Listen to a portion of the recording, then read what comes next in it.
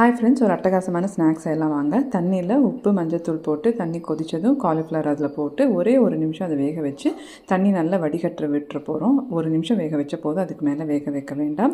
அடுத்தது மிக்ஸி ஜாரில் ஒரு சின்ன பீஸ் இஞ்சி, ஒரு 8 பல்லு பூண்டு, ஒரு 2 கலருக்காக கலர் மிளகா, அப்புறம் காரத்துக்காக ஒரு 4 வரமிளகா தண்ணி விட்டு நல்லா அரைச்சி எடுத்துக்க போகிறோம். இப்போ இந்த பேஸ்ட்டை ஒரு பாத்திரத்தில் நம்ம மாற்றிக்கலாம்.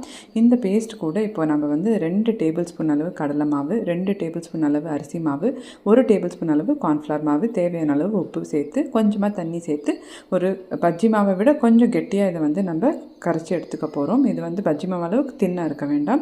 ஏன்னா நம்ம வடிகட்டி வச்சுருக்கிற காலிஃப்ளவர் இதில் சேர்த்தும் போது ஜஸ்ட் ஒரு கோட்டிக்கு மட்டும் நமக்கு மேலே வந்த போது ரொம்ப லேயரெல்லாம் நமக்கு தேவையில்லை.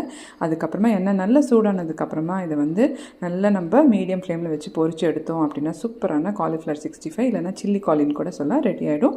பிடிச்சிருந்தா கண்டிப்பாக ட்ரை பண்ணி பாருங்கள்.